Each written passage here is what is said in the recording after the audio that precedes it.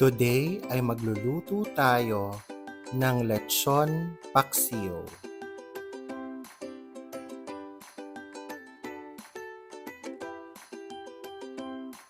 Magsimula na tayo. Sa ating kawali ay ilalagay natin ang ating lechon.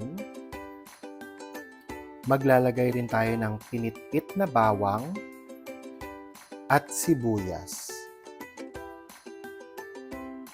Magsi-season din tayo ng salt, pepper at dried bay leaves.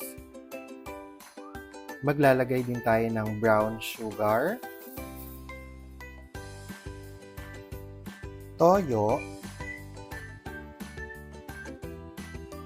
at cane vinegar.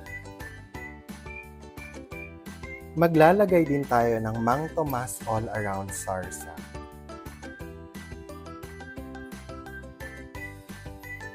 Lalagyan din natin ito ng tubig at pakukuluin lang natin ito ng mga 5 to 10 minutes. Paiigahin lang natin at palalaputin ng konti ang sabaw ng ating lechon paksiw.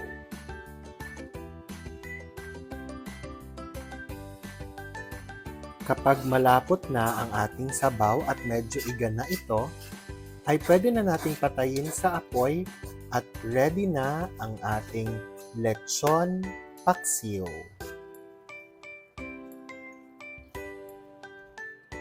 For more cooking and baking videos, please subscribe to my YouTube channel AJ Karel, and please don't forget to hit the like and share button and the notification bell para updated kayo lagi sa aking mga videos.